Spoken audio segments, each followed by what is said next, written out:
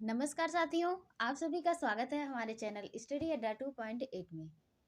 उम्मीद करती हूँ आप सब अपनी पढ़ाई को अच्छे तरीके से कर रहे होंगे। तो हम लोगों ने जो कल देखा था, यहाँ तक के फैक्ट को हम लोगों ने कल कंप्लीट कर लिया था। कहाँ तक के? यहाँ तक के। ठीक है, अब इसके आगे आज हम देखेंगे। तो चलिए देखते हैं आज का हमारा फैक्ट क्या है। अब ठीक है, चलिए देखते हैं। अंग्रेजी भारतीय सेना में चर्बी वाले कारतूस से चलाने वाली एनफील्ड राइफल का कब शामिल की गई थी? सॉरी, अंग्रेजी भारतीय सेना में चर्बी वाले कारतूसों से चलने वाली एनफील्ड राइफल कब शामिल की गई? तो वो की गई थी दिसंबर 1856 में। कब शामिल की गई थी? दिसंबर 1856 में। ठीक है, कुछ क्वेश्चन है उसको देखते हैं। 1857 की क्रांति सर्वप्रथम कहाँ से प्रारंभ हुई थी? क्वेश्चन है हमारा, 1857 की क्रांति सर्वप्रथम कहाँ से प्रारंभ हुई थी? तो ऑप्शन ए है लखनऊ, ऑप्शन बी है झांसी, ऑप्शन सी है मेरठ, ऑप्शन डी है कानपुर। तो इसमें से ऑप्शन सी हमारा सही हो जाता है। कहाँ से प्रारंभ हुआ था? मेरठ से। ठीक है, इसके आगे 1857 के संघर्ष में भाग लेने वाले सिपाहियों की सर्वाधिक संख्या थी। 1857 के संघर्ष में भाग लेने वाले सिपाहियों की संख्या सर्वाधिक थी, तो वो थी अवध से। कहाँ से सबसे ज्यादा संख्या थी? अवध से थी। ठीक है, इसके बाद कुंवर सिंह ने 1857 के विद्रोह का नेतृत्व किस प्रांत से किया था? कुंवर सिंह ने 1857 के विद्रोह का नेतृत्व किस प्रांत से किया था? तो वो किया था बिहार से। कहाँ से किया था? बिहार से। ठीक है, ये इंपॉर्टेंट है, इसको ध्यान में रखिएगा आप लोग। इसके आगे देख लेते हैं, क्वेश्चन है उसको देखते हैं पहले। क्वेश्चन है, 1857 के निम्नलिखित क्रांतिकारियों में से उस किसका वास्तविक नाम रामचंद्र पांडुरंग था?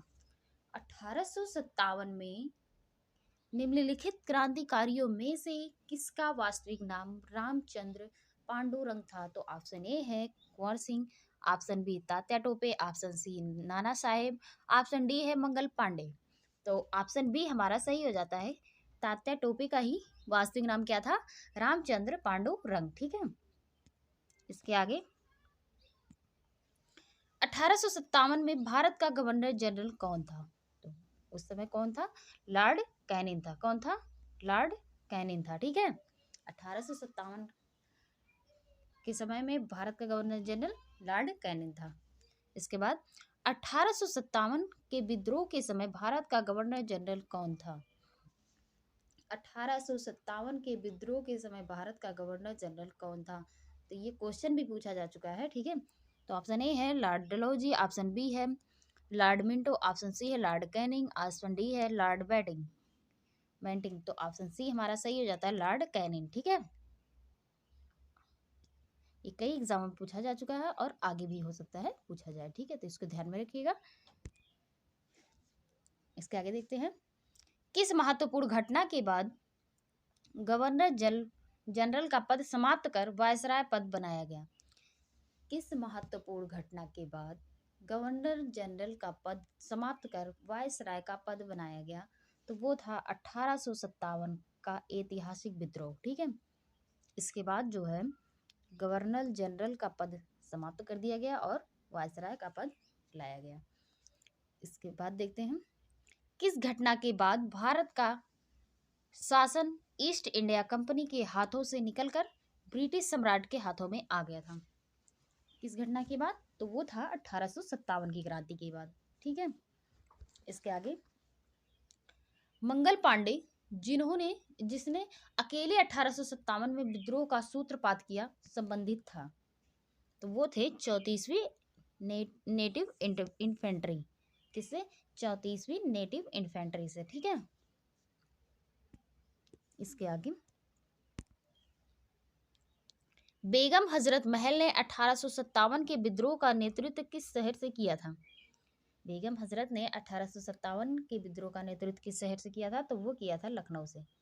कहाँ से? लखनऊ से। ठीक है, ये इंपॉर्टेंट है, इसको ध्यान में रखिएगा आप लोग। 1857 का विद्रोह मुख्यतः किस कारण से असफल रहा? तो वो रहा किसी सामान्य योजना और केंद्रीय संगठन की कमी। ठीक है। इस कारण से 1857 का विद्रोह जो था वो सफल नहीं हुआ। किसने 1857 के विद्रोह को एक षड्यंत्र की संज्ञा दी? किसने 1857 के विद्रोह को एक षड्यंत्र की संज्ञा दी थी? तो वो दिए थे जेम्स आउट्रम व डब्ल्यू टेलर ने। किसने? जेम्स आउट्रम व डब्ल्यू टेलर ने। ठीक है, इसके आगे देखते हैं। किस वर्ग ने 1857 के विद्रोह में भाग नहीं लिया? किस वर्ग ने 1857 के विद्रोह में भाग नहीं लिया था? तो वो थे साहूकार और जमींदार। जितने साहूकार और जमींदार थे वो 1857 के विद्रोह में भाग नहीं लिए थे। ठीक है, उसमें शामिल नहीं हुए थे। इसके आगे देखते हैं। हम्म अब ठीक है, चलो भैया देखते हैं। 1857 में किसने इलाहाबाद को आपातकालीन मुख्यालय बनाया था? 1857 में किसने इलाहाबाद को आपातकालीन मुख्यालय बनाया था? तो वो था लॉर्ड कैनिंग। कौन था? लॉर्ड कैनिंग था। ठीक है। गुड़करी विद्रोह विद्रोह जो 1844 में हुआ था, उसका केंद्र कहाँ था? तो उसका केंद्र जो था वो कोल्हापुर था। कहाँ था? कोल्हापुर। ठीक है। 1857 के बरेली विद्रोह का नेता कौन था? तो वो थे खान बहादुर। कौन थे? खान बहादुर थे। ठीक है, ये भी इंपॉर्टेंट है, इसको ध्यान में रखिएगा। आजाद की लड़ाई, आजादी की पहली लड़ाई, सॉरी, हाँ फिर से देखिए। आजादी की पहली लड़ाई 1857 में किसने भाग नहीं लिया था? तो ये थे भगत सिंह ने। भगत सिंह ने 1857 की क्रांति में भाग नहीं लिया था। ठीक है, इसके आगे। किसने 1857 में अंग्रेजों से संघर्ष किया? किसने 1857 में अंग्रेजों से संघर्ष किया? तो वो थे शहादत खान। कौन? शहादत खान ने। भारत के प्रथम स्वतंत्रता संग्राम का मुख्य तात्कालिक कारण था? भारत के प्रथम स्वतंत्रता संग्राम का मुख्य तात्कालिक कारण था, तो वो था अंग्रेजों का धर्म में हस्तक्षेप का संदेह। अंग्रेज क्या कर रहे थे? वो धर्म में हस्तक्षेप कर रहे थे। ठीक है, तो इसीलिए प्रथम स्वतंत्रता संग्राम का तत्कालिक कारण बना था। 1857 में भारत में हुए विद्रोह के नेता तात्या टोपे का मूल नाम क्या था? तो उनका नाम था रामचंद्र पांडुरंग। ठीक है, क्या था? रामचंद्र पांडुरंग। इसके आगे देखते हैं क्या दिया है। गवर्नर जनरल एवं वायसरायों से संबंधित विशिष्ट कार्य। ठीक है, तो गवर्नर जनरल इधर दिया गया, इधर उनके कार्य दिए गए हैं। तो पहले देखते हैं। पहले governor general Warren Hastings. Warren Hasting, इनका कार्य क्या था? रेवेन्यू, फौजदारी व अपीलीय न्यायालयों की स्थापना करना। रेवेन्यू, फौजदारी व अपीलीय न्यायालयों की स्थापना करना। ठीक है, दूसरे हैं कार्नवालिस। कार्नवालिस का कार्य क्या था? अस्थाई भूमि बंदोबस्त का। ठीक है, इसके आगे विलेजली। विलेजली का कार्य क्या था? सहायक संधि। विलेजली क्या किए थे? सहायक संधि किए थे। ठीक है। विलियम बेंटिंग, ये सती प्रथा का अंत किए थे। ठीक है, विलियम बेंटिंग। हार्डिंग क्या किए थे? रुड़की इंजीनियर कॉलेज की स्थापना किए थे। ठीक है। डलहौजी पहला रेल चलवाया था। उसके बाद डाक तार एवं लोक निर्माण विभाग की स्थापना किया था। ठीक है, इसके आगे कैनिन कोलकाता, मुंबई, चेन्नई में विश्वविद्यालय की स्थापना किया था। ये तीन में इसने विश्वविद्यालय की स्थापना की थी। ठीक है। रिपिन, रिपिन ने क्या किया? प्रथम फैक्ट्री एक्ट लाया। ठीक है। लेंसडाउन, ये भारत पाकिस्तान के मध्य डूरंड रेखा का निर्धारण किया। ठीक है। कर्जन, बंगाल का विभाजन। इसके बाद मिंटो ने पृथक निर्वाचन क्षेत्र की व्यवस्था किया। ठीक है, इसके आगे हार्डिंग ने क्या किया? भारत की राजधानी कोलकाता से दिल्ली कर दिया। ठीक है। चेम्सफोर्ड, ये रॉलेट एक्ट और जलियांवाला कांड। ठीक है। इरविन, इरविन क्या था? गांधी और इरविन का बीच समझौता हुआ था। ठीक है। बेवल, बेवल ने क्या किया था? शिमला सम्मेलन, कैबिनेट मिशन, संविधान सभा का गठन। ठीक है, इसके आगे माउंटबेटन। माउंटबेटन जो था वो भारत विभाग व भारत की स्वतंत्रता से संबंधित था। ठीक है, इसके आगे अब हमारा स्टार्ट होगा नरमपंथी उदारवादी चरण से रिलेटेड फैक्ट। ठीक है, तो चलिए देखते हैं। भारतीय राष्ट्रीय आंदोलन के 1885 से 1905 की अवधि को कहा जाता है, क्या कहा जाता है उसे? उदारवादी चरण। ठीक है, भारतीय राष्ट्रीय कांग्रेस की पहली बैठक किस शहर में हुई थी? भारतीय राष्ट्रीय कांग्रेस की पहली बैठक किस शहर में हुई थी? तो वो हुई थी मुंबई में। कहाँ हुई थी? मुंबई में। ठीक है, इसके आगे कांग्रेसी नेताओं में से किसको भारत का महान वृद्ध व्यक्ति, grand old man of India कहा जाता है? तो दादा भाई नौरोजी को कहा जाता है। ठीक है, किस गवर्नर जनरल के कार्यकाल के दौरान भारतीय राष्ट्रीय कांग्रेस बनी थी? तो वो थे लॉर्ड डफरिन। ठीक है,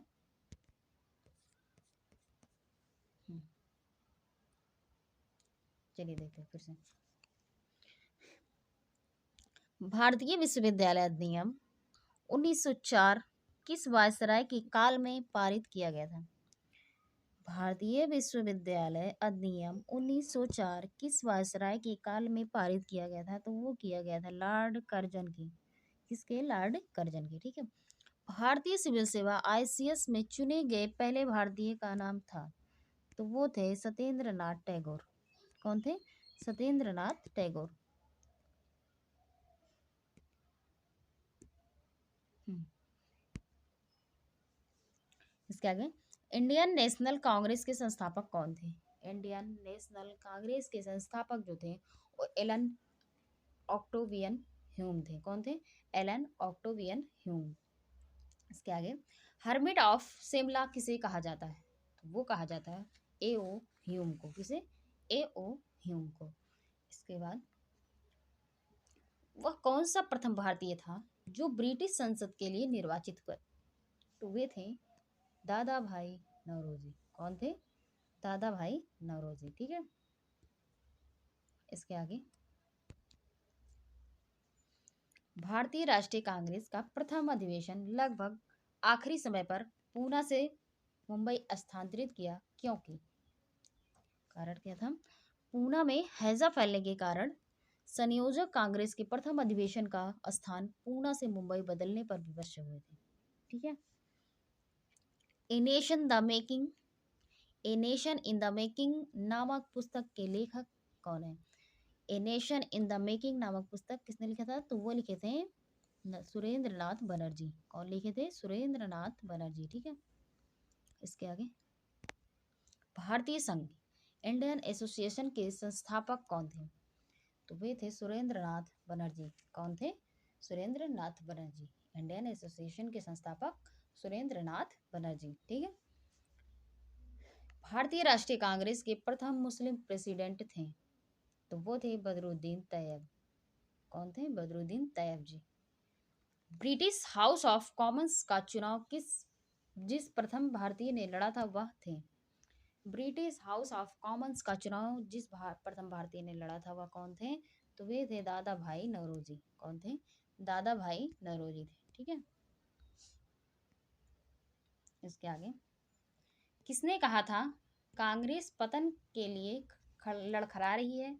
मेरी सबसे बड़ी अभिलाषा जब तक मैं भारत में हूँ कांग्रेस शांतिपूर्ण समाप्ति में सहयोग करना है। किसने कहा था कि कांग्रेस पतन के लिए लड़खड़ा रही है? मेरी सबसे बड़ी अभिलाषा जब तक मैं भारत में हूँ कांग्रेस की शांतिपूर्ण समाप्ति में सहयोग करना है। तो वे थे लॉर्ड कर्जन। कौन थे? लॉर्ड कर्जन थे। ठीक है,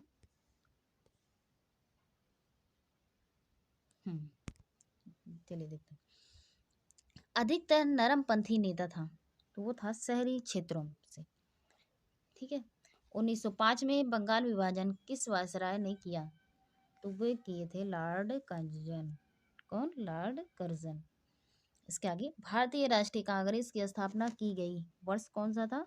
तो वो था 1885 में। ठीक है, किसने इंडियन नेशनल कांग्रेस की नरम दलीय राजनीति की व्यवस्थित आलोचना न्यू लैप्स फॉर ओल्ड शीर्षक लेखों की श्रृंखला में की? तो वे थे अरविंद घोष। कौन थे? अरविंद घोष ने। ठीक है। इसके आगे मद्रास महाजन सभा की स्थापना की गई। वर्ष कौन सा था? 1884 में मद्रास महाजन सभा की स्थापना की गई थी। ठीक है। इसके आगे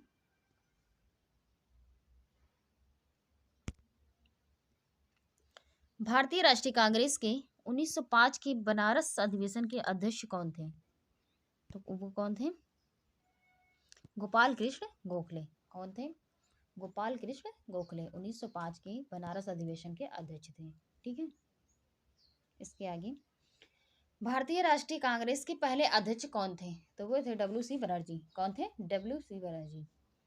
दादा भाई नौरोजी ने 1866 में ईस्ट इंडिया एसोसिएशन की स्थापना कहाँ की? दादा भाई नौरोजी ने 1866 में ईस्ट इंडिया एसोसिएशन की स्थापना कहाँ किए थे? तो वो किए थे लंदन में। कहाँ किए थे? लंदन में। ईस्ट इंडिया एसोसिएशन की स्थापना लंदन में किए थे। और कब किए थे? 1866 ईस्वी में। ठीक है। इसके आगे भारतीय नेताओं में से किसने ब्रिटिश द्वारा इंडियन सिविल सर्विस को बर्खास्त किया था? तो वे थे सुरेंद्रनाथ बनर्जी। कौन थे? सुरेंद्रनाथ बनर्जी। ठीक है। इसके आगे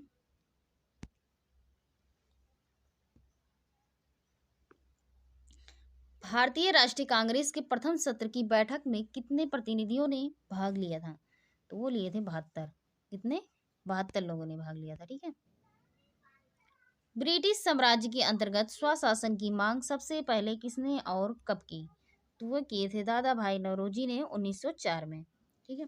उदारवादियों का सबसे प्रमुख योगदान था। उदारवादियों का सबसे प्रमुख योगदान था तो वो था ब्रिटिश शोषण नीति की ओर जनता का ध्यान खींचना। ठीक है। इसके आगे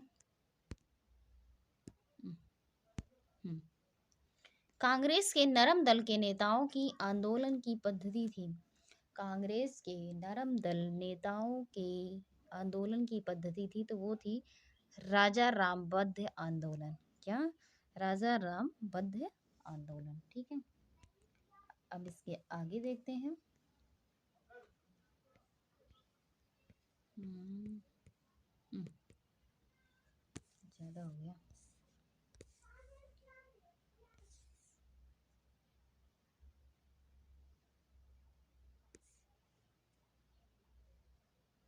एक मिनट, ये आगे चला गया क्या?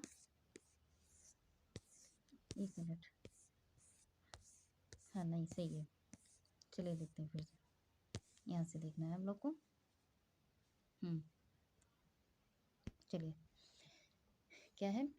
किसने कहा था हमें मुर्दों की तरह खुलकर कहना चाहिए कि हम अपनी मज्जा तक राजभक्त हैं, हमें अंग्रेजी राज्य से हुए फायदों का ज्ञान है? तो वे थे दादा भाई नौरोजी। कौन थे? दादा भाई नौरोजी। कभी कभी कथन भी पूछ लिया जाता है कि ये कथन किसने कहा था, तो ध्यान में रख लीजिएगा इसको भी। ठीक है। इम्पोर्टेंट है। किसने कहा था भारतवर्ष तलवार के बल पर जीता गया था और तलवार के बल पर उसने ब्रितानी कब्जे में रखा जाएगा? तो ये थे एल्गिन। एल्गिन ने कहा था। ठीक है। अब यहाँ से स्टार्ट होता है गरमपंथी चरण। ठीक है। क्या स्टार्ट होता है? गरमपंथी चरण। अब इससे रिलेटेड फैक्ट देखेंगे तो चलिए देखते हैं। भारतीय राष्ट्रीय आंदोलन के 1905 से 1917 की अवधि को कहा जाता है तो वो कहा जाता है उग्रवादी चरण। क्या कहा जाता है? उग्रवादी चरण। भारत में उग्र राष्ट्रीयता के जन्मदाता तथा निर्भयता से राष्ट्र की वेदना को प्रकट करने वाले प्रथम भारतीय थे तो वे थे बाल गंगाधर तिलक। कौन थे? बाल गंगाधर तिलक थे। ठीक है। भारतीय राष्ट्रीय कांग्रेस की सबसे पहली महिला अध्यक्ष थी। भारतीय राष्ट्रीय कांग्रेस की सबसे पहली महिला अध्यक्ष थी तो वो थी एनी बेसेंट। ठीक है। Annie Besant. 1905 के बंगाल विभाजन के समय वायसराय कौन था? तो उस समय वायसराय कौन था? Lord Curzon. ठीक है। गदर पार्टी के एक प्रमुख नेता थे तो वो थे हरदयाल। कौन थे? हरदयाल। इसके बाद किसने गाड़ी पर यह मानकर बम फेंका था कि उसमें मुजफ्फरपुर के न्यायाधीश किंग फोर्ड बैठे थे। तो खुदीराम बोस और प्रफुल्ल चाकी, ठीक है, ये दो व्यक्ति थे जिसने मुजफ्फरपुर में बम विस्फोट किया था। ठीक है, इसके आगे, स्वराज्य मेरा जन्म सिद्ध अधिकार है और मैं उसे लेकर रहूंगा।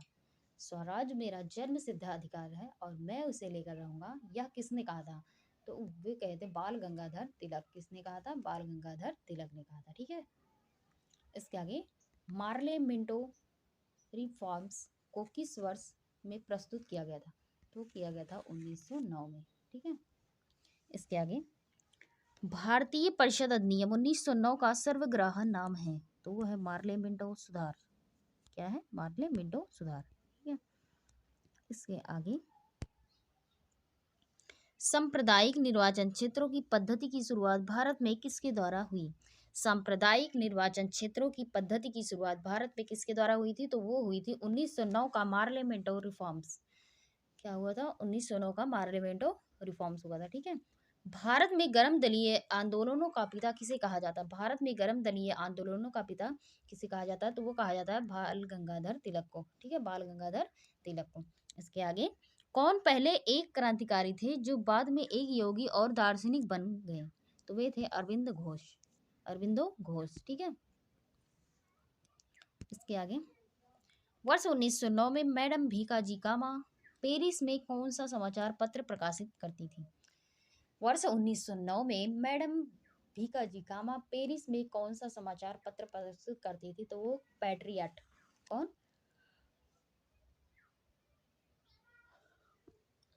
उस समाचार पत्र का क्या नाम था? किस नाम से था?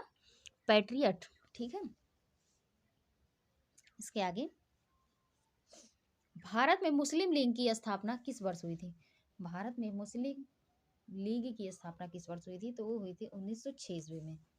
कब हुई थी? 1906 में। ठीक है, 1916 में मद्रास में होम रूल मूवमेंट की प्रवर्तक कौन थे? 1916 में मद्रास के होम रूल मूवमेंट के प्रवर्तक कौन थे? तो वो थी एनी बेसेंट। कौन थी? एनी बेसेंट थी। ठीक है, इसके आगे,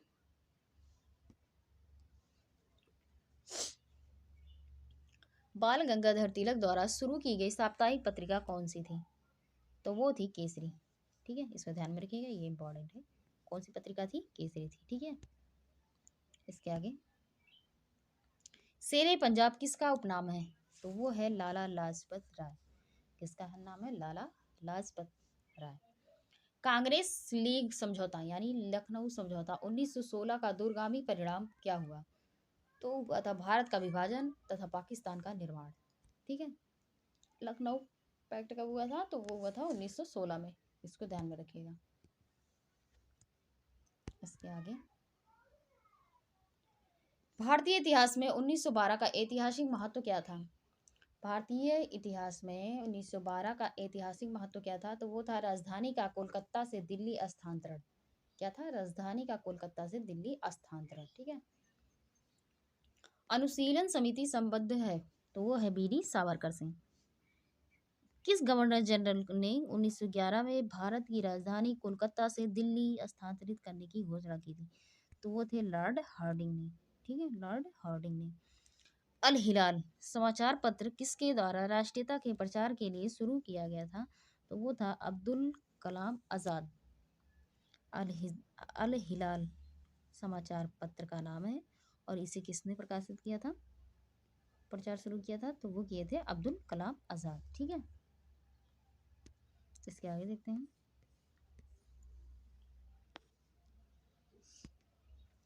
पंजाब केसरी का खिताब किसको दिया गया था? तो वो दिया गया था लाला लाजपत राय को। ठीक है, किसे दिया गया था? लाला लाजपत राय को। भारतीय राष्ट्रीय कांग्रेस का प्रथम विभाजन कब हुआ? तो वो हुआ था 1907 में। कब हुआ था? 1907 में। महाराष्ट्र में गणपति उत्सव आरंभ करने का श्रेय किसको प्राप्त है? महाराष्ट्र में गणपति उत्सव प्रारंभ करने का श्रेय किसको जाता है? तो वो जाता है बाल गंगाधर तिलक को। किसे? बाल गंगाधर तिलक को। ठीक है, इसके आगे, स्वदेशी आंदोलन शुरू किया गया था। तो वो किया गया था बंगाल विभाजन के विरोध में।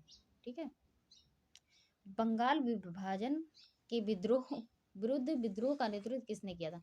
बंगाल विभाजन के विरुद्ध विद्रोह का नेतृत्व किसने किया था? तो वो किए थे सुरेंद्र नाथ बनर्जी ने। किसने किया था? सुरेंद्र नाथ बनर्जी ने। ठीक है, इसके आगे देखते हैं। 1907 की कांग्रेस के सूरत अधिवेशन की अध्यक्षता किसने की थी? तो वो किए थे डॉक्टर रासबिहारी घोष। किसने? डॉक्टर रासबिहारी घोष ने। अनुशीलन समिति थी एक क्रांतिकारी संगठन से। ठीक है, किसने कहा था कांग्रेस आंदोलन ना तो लोगों द्वारा प्रेरित था, ना ही या उनके द्वारा सोचा या योजनाबद्ध किया गया था? तो वो थे लाला लाजपत राय।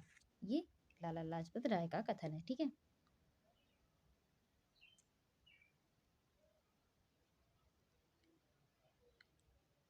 निष्क्रिय विरोध पैसिव रेजिस्टेंस रेजिस्टेंस के सिद्धांत का प्रतिपादन किसने किया? तो किसने किया था? अरविंद घोष ने। किसने किया था? अरविंद घोष ने। ठीक है, बंगाल 1905 में विभाजित हुआ, जिसके विरोध के फलस्वरूप यह पुनः एकीकृत हुआ। तो वो हुआ था 1911 में। ठीक है, युद्ध के समय भारत की रक्षा के कानून के प्रावधानों को जिसे 1915 में पंजाब के गदर के विरुद्ध इस्तेमाल किया गया था, शांति के समय भी जारी रखना चाहा था। तो वो कौन थे? Lord Hardinge. ठीक है, इसके आगे 1906 में मिंटो से शिमला में मिले मुसलमानों के शिष्टमंडल ने प्रार्थना की। क्या? मुसलमानों के लिए पृथक निर्वाचन वर्ग की। ठीक है, बंगाल का विभाजन हुआ। बंगाल का विभाजन कब हुआ था? 15 अगस्त 1905। कब हुआ था बंगाल का विभाजन? 15 अगस्त 1905 को। ठीक है, किस नेता ने 1906 में कलकत्ता कांग्रेस अधिवेशन की अध्यक्षता की थी? तो वो किए थे दादा भाई नौरोजी। कलकत्ता अधिवेशन की अध्यक्षता किसने किया था? दादा भाई नौरोजी ने। और कब किए थे? 1906 ईस्वी में। ठीक है, इसके आगे भारतीय राष्ट्रीय आंदोलन गर्मपंथियों के प्रभावाधीन आया था। तो वो आया था 1906 के बाद। ठीक है, इसके आगे 1908 में बाल गंगाधर तिलक को जेल हुई थी। तो वो हुई थी 6 वर्ष की। बिहार बंगाल से अलग हुआ। कब अलग हुआ था? 1912 में। होम रूल आंदोलन भारत के स्वतंत्रता संग्राम के एक नए चरण के प्रारंभ का द्योतक था, क्योंकि इसने देश के सामने स्वशासन सेल्फ गवर्नमेंट की एक ठोस योजना रखी थी, इसलिए। ठीक है, गदर पार्टी की स्थापना कब हुई थी? वर्ष 1913 में। कब हुई थी गदर पार्टी की स्थापना? 1913 में। ठीक है, किसने ऑल इंडिया मुस्लिम लीग की स्थापना की थी? तो वो किए थे नवाब समीमुल्लाह खां। कौन? नवाब समीमुल्लाह खां। गदर क्रांति छिड़ने का सबसे महत्वपूर्ण कारण क्या था? गदर क्रांति छिड़ने का सबसे महत्वपूर्ण कारण जो था वो था प्रथम विश्व युद्ध का शुरू होना। क्या था? प्रथम विश्व युद्ध का शुरू होना।